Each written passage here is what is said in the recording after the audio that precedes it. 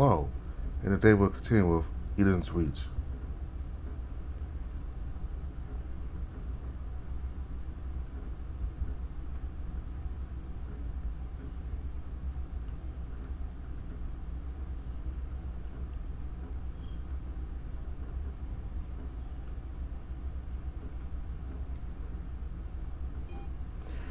Benji presses a button near the car's wheel, its systems activating all at once. Hard light panels just above our head, as well as neon linings on the sides and corners light up. Facial recognition, Benjamin Corvus, 1 reconfirmation algorithm.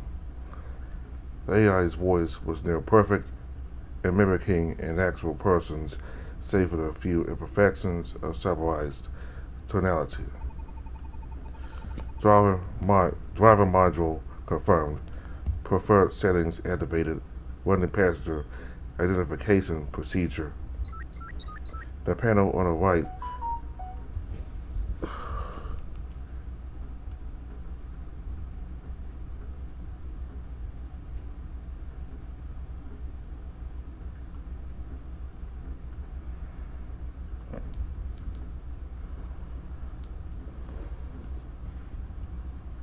The panel on the right lights up, electrical beeps in quick succession, signaling procedures starting and finishing in a blinking of an eye. Current passengers' identifications confirmed. Oswald Aloysius and Adrian Biani. I paid the AI little to no mind, as it just so happens to invade my personal information after all. I've been getting my fair share of that over the past week or so. I look outside the window, to my right, instead, seeing Benji slowly drive out of the driveway into the road. Alright, hope you guys had your bathroom breaks, because this is a one-way trip until we get the job done. Benji steps on the pedal harder, accelerating the car. I take a deep breath, letting myself get comfortable for how long this ride is going to take. As our raccoon driver turns around the block, I take a glance at Oswald in the back seat. His eyes are closed, and by the looks of it, he's anything but worried. Quite the opposite, actually. He's eerily relaxed, almost like he's dozing off. A deafening silence fills the car, underlined only by the muffled hum of the engine. Hey, Benji? Yeah, bud? He doesn't break eye contact from the road. I point timidly toward the radio between us. All right. Forgot that you were one of those musically inclined folk. He turns it on before letting me choose the music. All yours, DJ. I quickly take my phone and scan it on the radio.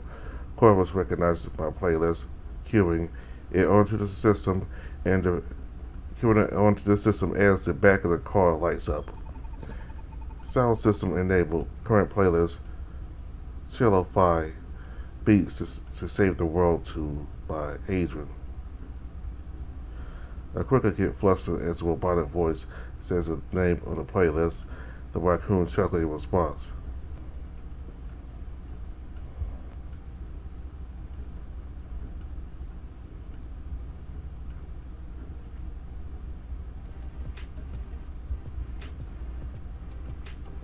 Real smooth, hot shot. Tunes ain't got a bad start either. I nod at him before looking out of the window beside me, watching the car move towards the main road, Sora Boulevard, which means one thing: we're in Midtown now. The road from here on out is pretty straight, for what I remember, though the Skyway to uptown isn't. I never really had a reason to go there, seeing as it was a hub for celebrities and other rich people who want a gated community. I've certainly never felt an ounce of belonging there, but that never really bothered me. Well, up until now, that is. This is pretty good music, Adrian. You make it yourself? Yeah, I did. This was music that I just recycled from my old college project. It's not my best work, if I'm being honest. You kidding? If you need a more I'll jet the scale, you got old grumpy pants behind us, lighting it up a bit. Look behind us to see Oswald's expression indeed softening like he was in a daze. Mind you, the sound system's closer to him, too. You're pretty talented, though, all things considered. My mood lights up from Benji's compliment. Thanks, that means a lot, you know. Don't mention it. Out of everything I thought I'd lose, sharing my music was the most painful thing I'd lose from my whole life, from my old life. Yeah, there's some things falling on the ceiling on this tray. That's the noise I'll be hearing. I'm glad that, in some semblance of another, I get to keep doing it, even if it's for a smaller audience. I see the sun getting ready to set to that amazing golden hour experience. A wave of nostalgia hits me as if seeing it again after so many months of living in the city hasn't made me appreciate it any less than I have the first time I saw it. I just as I eagerly stare at the sun from the tinted window, the car quickly rises onto the skyway, slightly obscuring it as lamp posts and fences get in the way. Outside, as we enter into a tunnel, small bulbs of light guiding the way to the road. While Benji's headlights lit up a few meters in front of us, for the most part, it was mostly darkness. The faint rumbling of the wheels across the asphalt road echoed in my ears, lulling me into a sort drowsy feeling, urging me to close my eyes.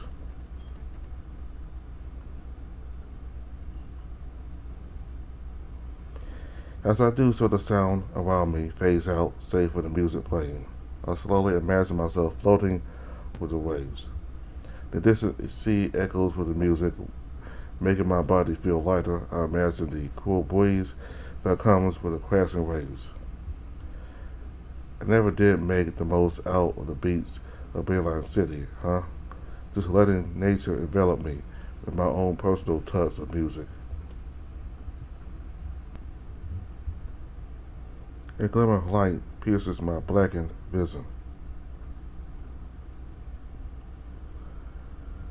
I gradually come to from my daydreaming as the light at the end of the tunnel gleams and blinds the exit point, its orange hue clear to me.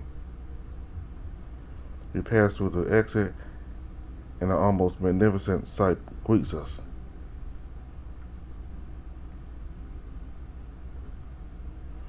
I've never seen Bayline City from here.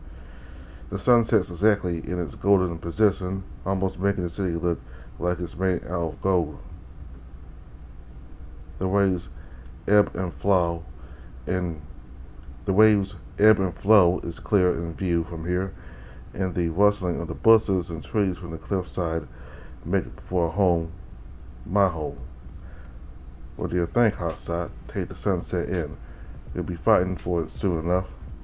That's right, I'm fighting for the sunset, for the calming breeze and the rolling waves.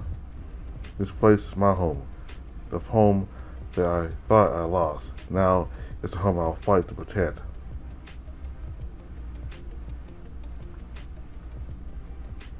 It doesn't take long for us to pass the arc welcoming us to Uptown. This district's notoriously closed off to the Western populace, since a lot of celebrities and businessmen are known to hang around or just straight up live here. That hasn't stopped the paparazzi's drones, though, as a swarm of them zoom past us towards where I can assume is the building with the spotlights lighting up the growing night sky. It's always started. We'll be right on time. Benji opens up his headlights as the night grows, though the streetlights were in no short supply on the road to Uptown. A bit more of a drive goes on before the building comes into view, but we don't need to get any closer to see how fancy it looks on the outside. These witches love to reflect themselves in everything around them, huh? Benji mumbles under his breath as a scowl forms on his face, his hands tensing on the wheel. Glittering and perfect on the outside, but absolutely shitty on the inside. I stay silent as the music dies down. The mood's definitely gone down with it. I guess this is just what's bound to happen, considering what we're about to do. As we start to see infrastructure mixing with the local greenery, Oswald begins fiddling with his glowing tattoo, breaking the hard light illusion which melds with his rolled back sleeve. I guess I need to get ready too. I do have to keep a lookout for Benji and Oswald after all. Mind if I do a comms check, Benji? The raccoon gives me a thumbs up before I activate the interface and quickly scans for Benji and Oswald's phones, connecting the three devices. Neural link established. Well, time to see if this works. Test. Hear you loud and clear, hotshot. Pretty wacky tech. Fine on my end. The voices echo in my head, but it's otherwise pretty clear. That's pretty trippy. Benji's ears twitch, likely because of the sound check he cites her annoyance.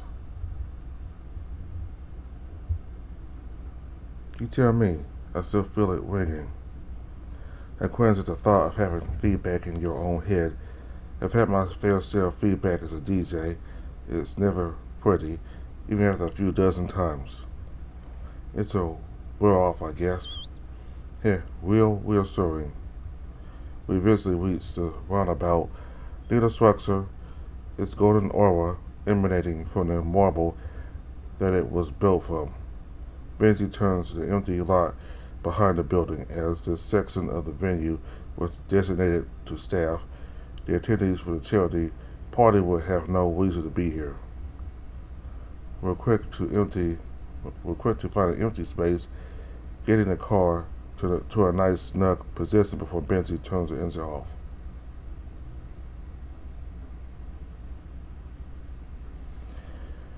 Gotta unload some stuff. Agent, come help? I nod as we both get out of the car. As I turn around, Oswald stands in front of me, his eyes rather blank, pointing to the ground. Oswald, something wrong? It takes a moment for my voice to register, yet his expression barely changes, with just a smidge of surprise from him. Sorry, I'll help with the gear. He quickly turns to Benji, lifting the door of the car's trunk as the raccoon meticulously takes all the equipment out. I guess that means I'm not needed there anymore. I take a bit to look at the parking lot as the two get ready. All my stuff is either already on me or in my pocket, so there shouldn't be anything for me in the trunk. It's surprisingly a lot dimmer at the back than what the front of the building would imply, not to mention the lack of any people. Quite convenient to hide unwanted things or unwanted people. Adrian. Benji's voice catches my attention and I quickly jog back to the two as Oswald closes the trunk with an audible thump. Alright, Ray, told me that there's no back door, so we're just going to waltz in through the main entrance. Won't we stand out if we go in that way? We'll be standing out either way. Besides, there's some stairs to the side for staff to come in unnoticed. Chances are we'll get in without a hitch. Well, I can't deny the advice of the thief in the group. We walk towards the side of the venue, up a handicap ramp that leads to the staff entrance. Benji leads the way as he swipes a key card, probably counterfeit, to unlock the door, ushering us in before closing it behind us. As soon as we set foot in the venue, it was clear to me that I am out of my element here. It's a small gaudy, clearly compensating for how crass people can be in these functions. Money can make people beautiful, but it can also make rotten things fresh. Worst of all, pretty much all of the truth lies in what material they use for building this place, leaving little to nothing for these people. Always so fake without any of the heart, it's completely against how I approach people as a DJ.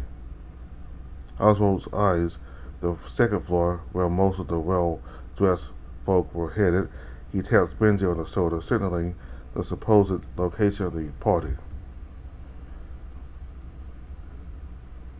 He nods as he whispers something to the wolf, with me lagging behind the two.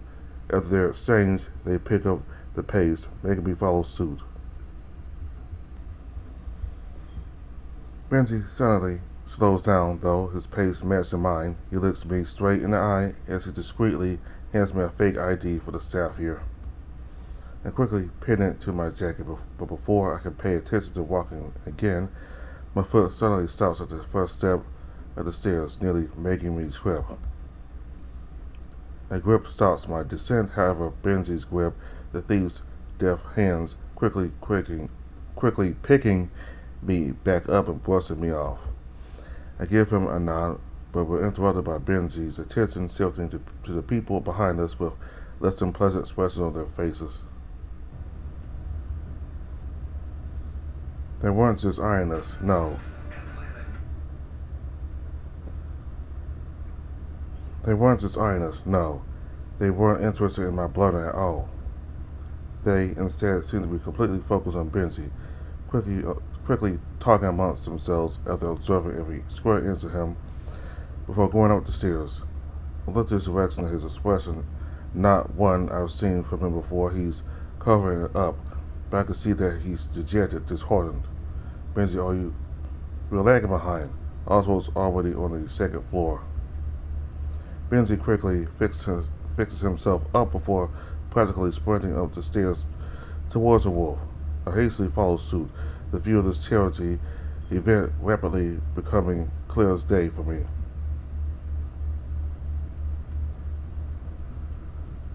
Glittery dresses and sparkling drinks, endless chatter mixing into a cacophony of mindless complaints and gossip. Slow, classy, yet aged music. These set the tone that socialites are known for. It's always felt so foreign yet so familiar. How many parties have I been to that are exactly like this? Oswald disappeared among the crowds, the entrepreneurs, investors, and people with money to wave around. That leaves me with Benji, whose mood has only worsened the deeper we go. He'll start twitching and leaning in certain places as if he's listening to all the garbage these people are spewing. I guess it's worth a shot to take a listen. How compulsive. Be careful, darling. It might bump into you. You let him in.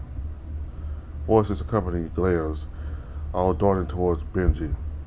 A noticeable gap formed around him, his body visibly becoming more and more tense, his shoulders twisting inwards as his hands shook in his own restraint. Then a large, hearty voice pierces through all the whispers of the guests, catching my and Benji's attention. "And Raccoon, how nostalgic. I used to own one of those little buggers." It was quite a sight with his performance on the wink. Glad that there are some good gems amongst the rough. Benji's growling, low but audible under his breath as he suddenly starts to turn around as I shift my focus back on him.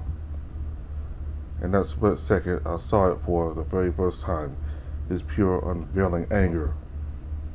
Glimpses of it came up with Ellie, but this is as if he's lost his composure in that single moment, as if he's lost any sense of reason, his level-headedness replaced with the desire for the noise to stop, to make it stop.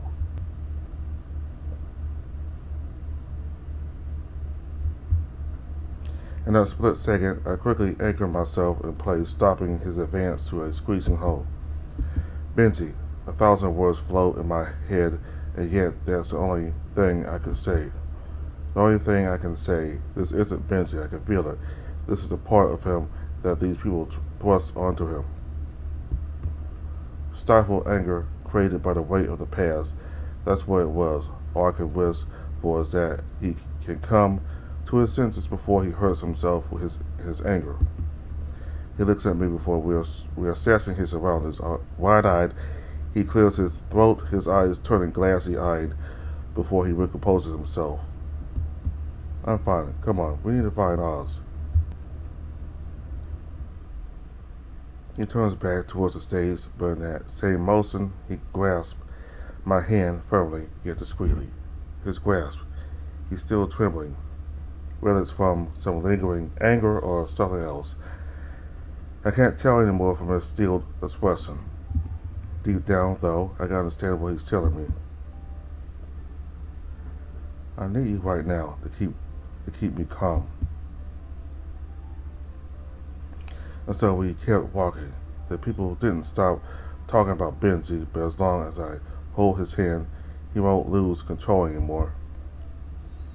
He needed me, and that feeling is something else. Something foreign, yet familiar at the same time.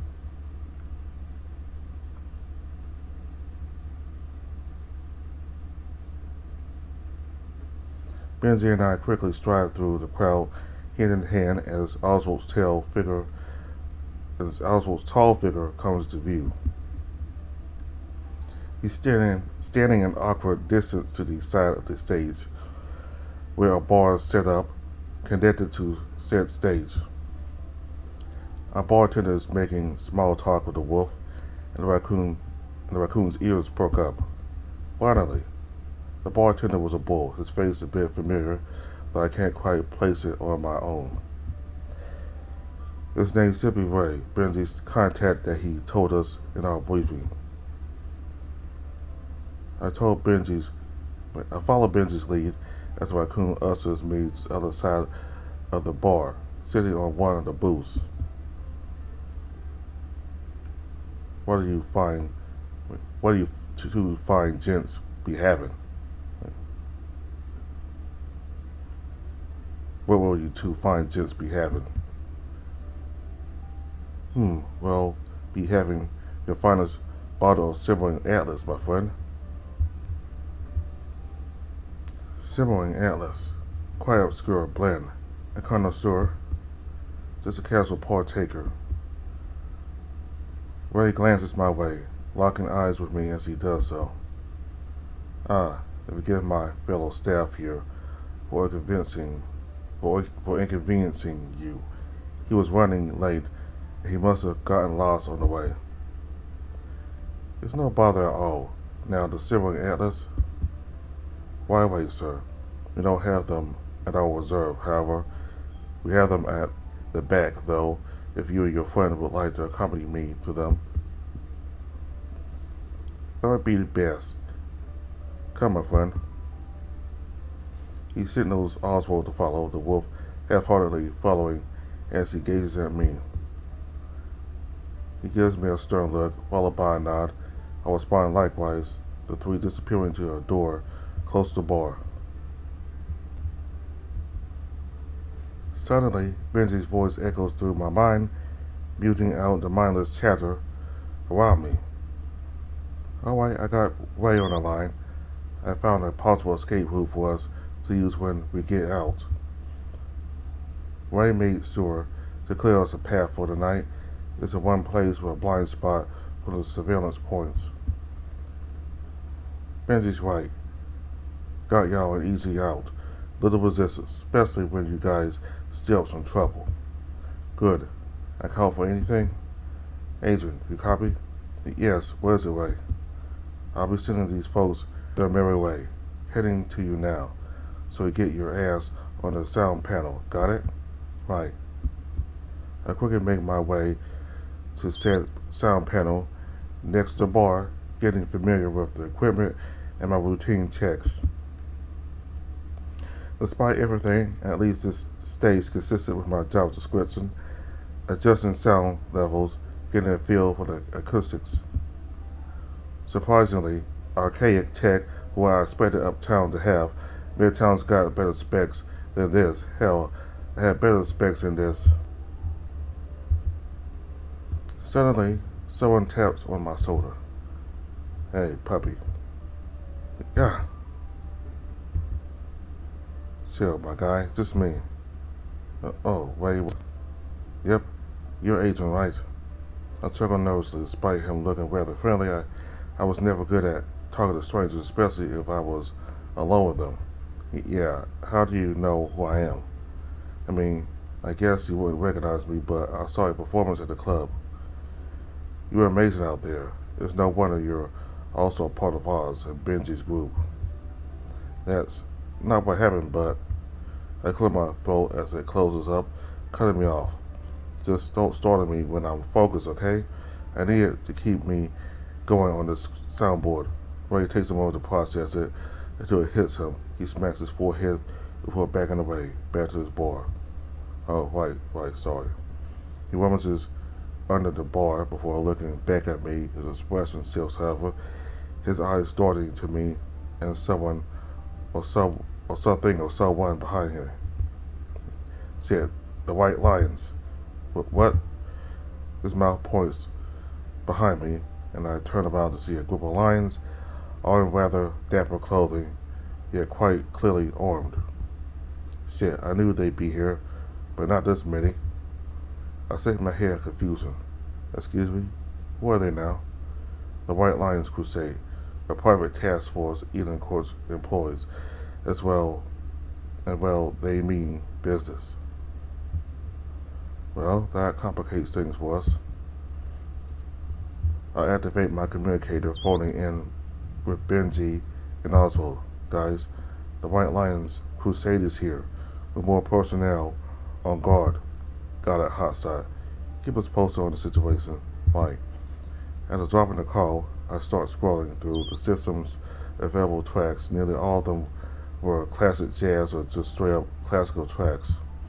No variety with it either. A lot of these would sound the same enough that people can ignore it as if it doesn't exist at all. I mean, I guess I can pick this one. It's just another piano track with different chord progressions.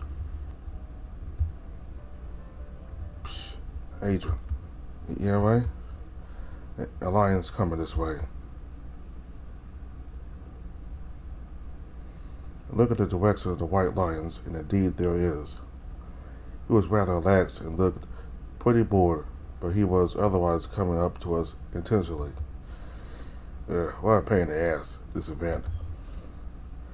White has visible sweat beads forming as he clears his throat, recomposes himself.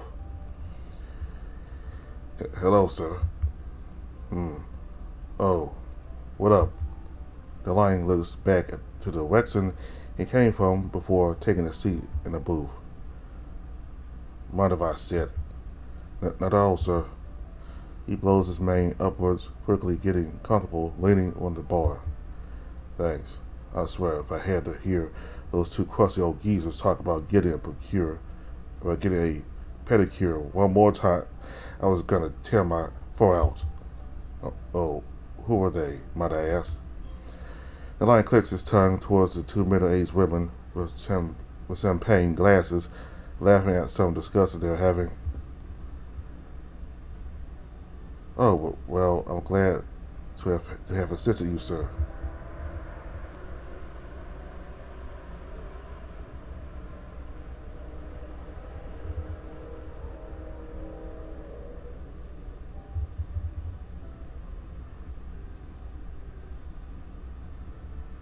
He turns around as he blows a raspberry.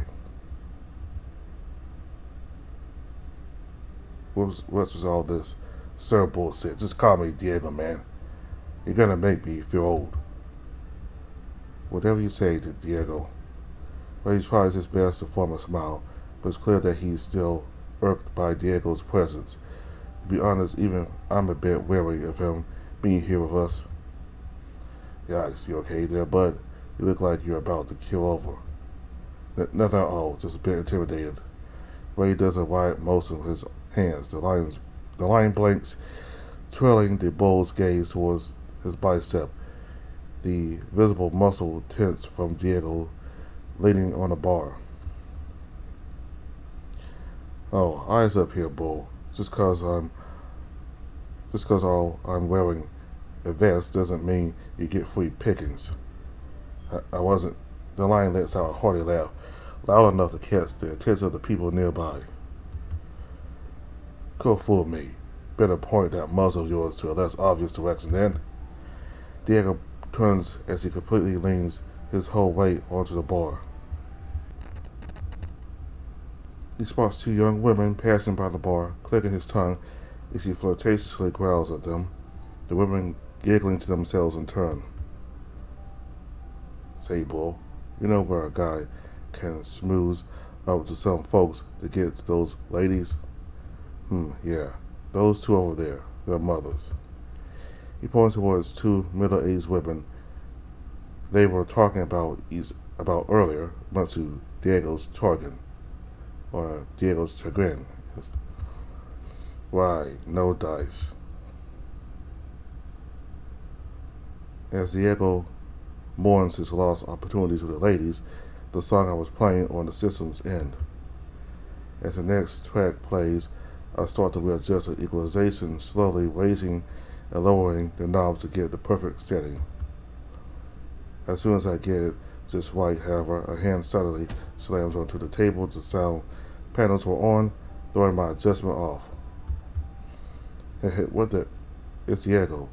His hand was keeping me from talking to him directly. Wait. Don't talk yet. No hints. His other free hand was smacking his forehead, as if he was thinking something. He suddenly animated.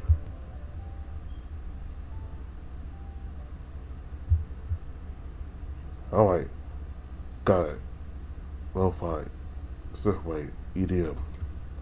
I'm sorry, what? Music genres. Just kind of guessing. Basically your whole look and vibe.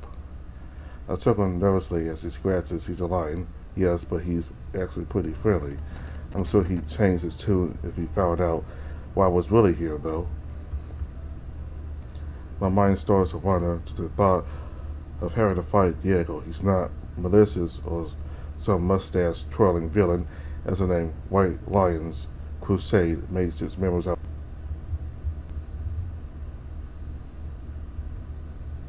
I can't just forget that if the situation goes wrong, what am I supposed to do?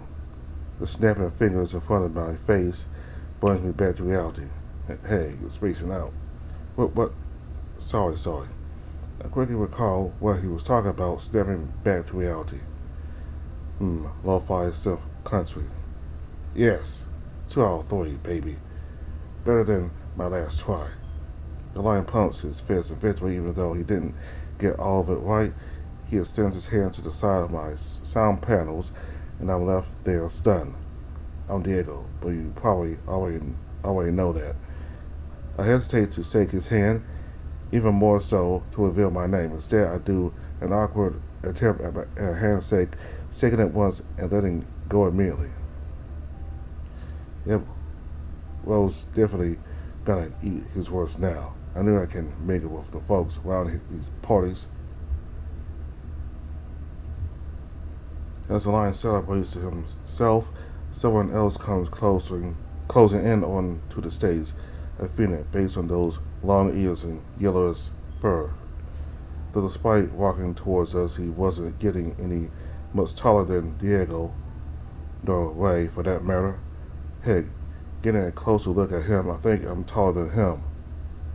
The way he carries himself, though, is definitely spelling out sophisticated or out of your league. Evening, gentlemen. I was made aware of a commotion coming from the stage area.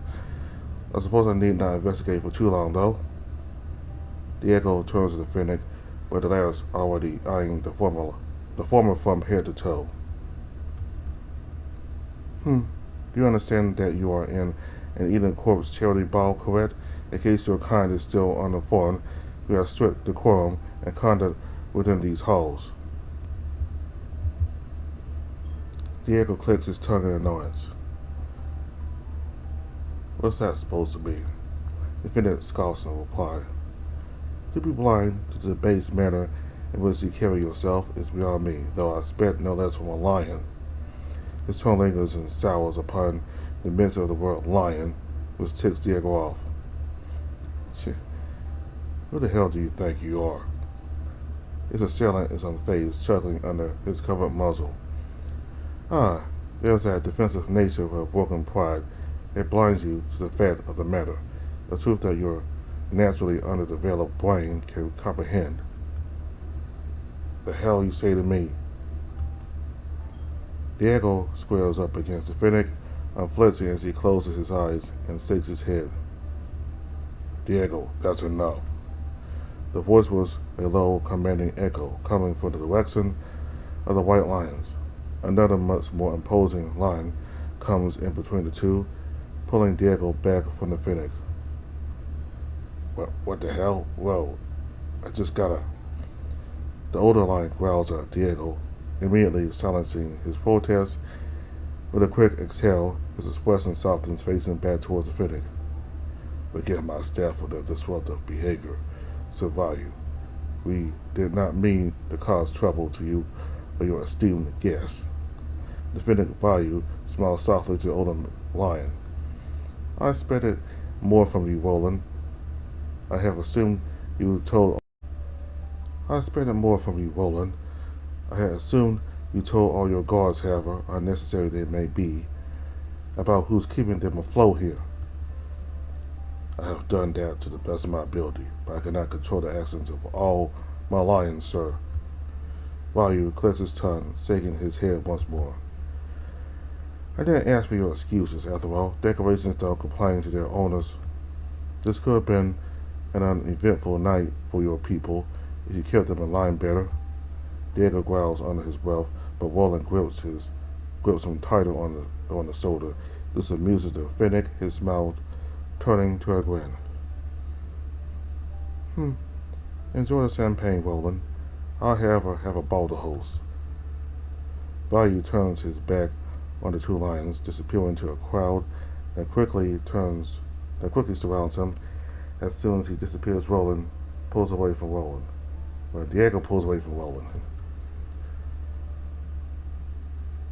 Roland, what the hell? You didn't tell me the bastard was an asshole. I said, keep it down, Diego. I know how you feel, but you can't keep making trouble in a place like this. Making trouble? I was just being myself and talking to other people like you told me. This is not the time and place, Diego, not to mention how you carry yourself. Diego cuts him off, shaking his head before storming off back to the group of lions behind Roland. Diego. The younger lion ignores him, disappearing back to the corner the lions were assigned to stay. Roland finally takes notice of me, and I immediately start sweating bullets. Forgive us for what you saw. He readjusts his glasses before walking back silently with the other lions. That was worth the watch. All what that Value was talking about, belittling and demeaning Roland and Diego, is this how eating corpse treats their allies? The White Lions are probably a distinct group, but what would they gain from all that? Shitty thing to see, all that business. Ray suddenly interjects, leading towards me from the corner end of the bar. You see, lions, wolves, raccoons may be from different sides, but to these people, they're all the same trash. Doesn't matter if you're with or against them, you're gonna get the sword's end of the damn stick if they can help it, when they can't. He looks towards the White Lions. They'll make you wish you just learned your place instead, and all that, because of some census data the company dreads up and forming their society around. As soon as Ray finishes, my sound panels stop functioning, the controls getting overridden by the host of the ball.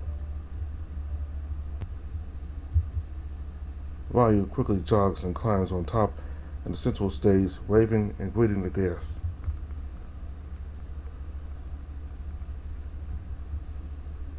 Attention, everybody. If I could have a moment of your valuable time, please. A hard-light mic connected to his person broadcast his voice from the speakers of the ball, echoing from entrance to the end. On behalf of Her Eminence, Lady Evelyn Eden, I would like to thank you all for attending and contributing your wealth to the event of the charity. Though C herself may not be present at this time, I, the student star of Eden Corps, value have come in her place with all the love and gratitude she would have given you. The guests applauded Finnick with value, nodding them. Now, as part of the established program for the event, we shall be conducting our cultural exchange with Bayline City and Eden Island.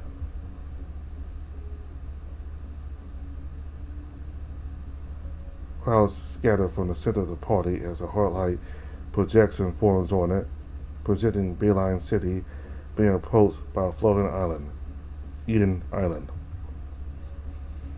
Now, most of you are aware, but for those who brought their progeny to the ball, Her Eminence is not here, as she will arrive together with her paradise in the biannual event we call Eden's Reach.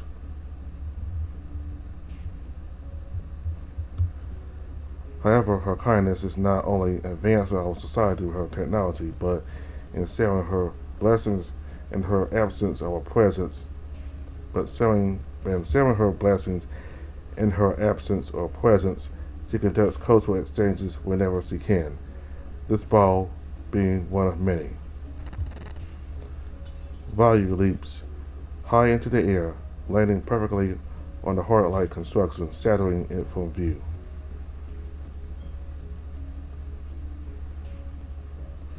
And as host of this party, I have chosen as our cultural exchange from us Edenites, the Edenite Waltz. If any fair maiden will come and share this dance with me, I will be most honored. The crowd clamors and cheers as women of all ages gather, creating a smaller circle around the rest.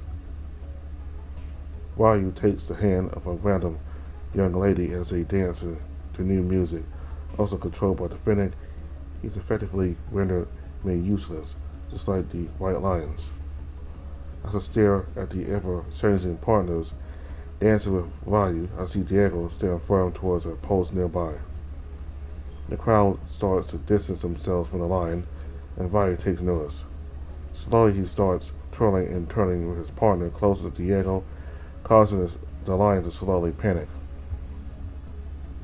He tries to step away, but as soon as he takes a step, Ryu's leg swoops over it, causing the lion to fall ungracefully forward, twisting his leg wrong in the process.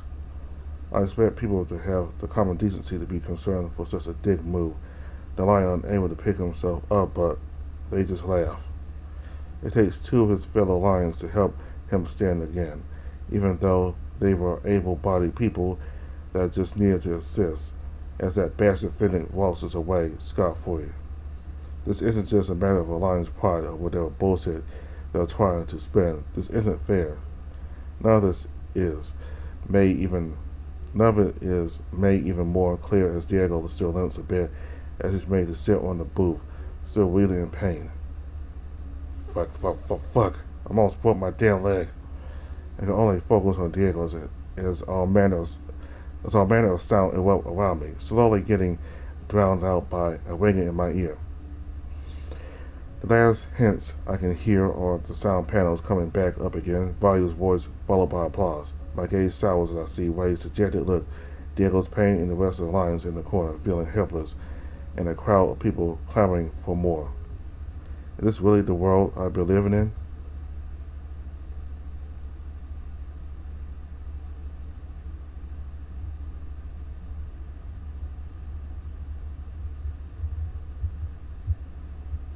Alright, so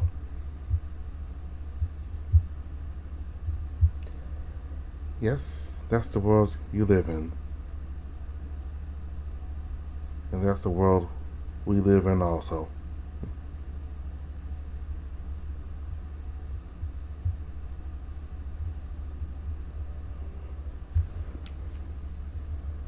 So yeah, we got to see typical witch people here and the way they treat people lesser than people that they consider lesser than them, the lower classes. Even their allies, the lions, they have this kind of racist attitude towards them, and they seem to have a racist attitude towards lions, raccoons, and wolves. Because I noticed that people were very much disgusted by Benji, but I didn't hear anybody say anything about Adrian. So I guess Adrian, being a husky, he's not really in those categories of the lowest of the low, really. Raccoons, wolves, and lions. But yeah, that's how witch people are. I mean, not all of them, of course, but you got good witch people who try to do things to change the world for the good, but you got plenty of witch people like that also that we just saw. And Adrian is really getting his wake-up call, in my opinion. That's how I call it, because yes, the world's not as good or as amicable as he may have thought. And this company is definitely not as good or amicable as he may have thought. It's very bad and rotten, too. And the Fennec was, this awful, horrible, pompous person, like he was performing on the stage with different elite women dancing, taking their turns dancing with him. He saw the lion, so he saw the lion Diego. He got pissed that he was nearby, so he just went near him and kicked him onto the floor to the point where Diego's leg hurt, and I felt bad for Diego.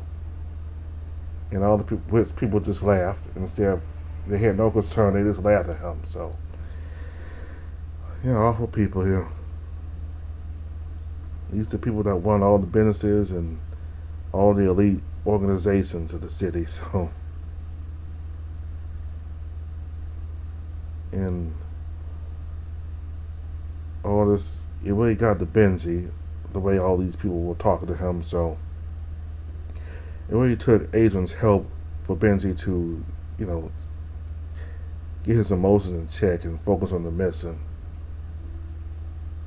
Because Benji is part of those three groups that these witch definitely look down upon: wolves, raccoons, and lions. So, alright, so this update right here came out in 2023, like I think early 2023, and the next part we'll be looking at just came out a month ago. So from early 2021 until from early 2023, until like July of this year, it's been like 2.5 years since there's been an update for the game. So this next part we're about to play, this came out in July of 2025, and the part we just finished watching, with Vayu talking to the audience and welcoming them, this came out in February 2023, so like a 2.5 year gap. So we got one more part to do, and it's basically how the mission comes about. So will it succeed, or will it fail? Will they get caught, or will they escape? We'll just have to see next time. And this is going to be pretty short, this part up here, so I want to do this separately since it's where the update ended. Like I said, a 2.5 year gap between the last part we just played with Vayu talking to the audience and this next part where the mission is actually heating up. So after we're done with this next part, we'll be up to date for the story. So thank y'all very much for watching. Goodbye.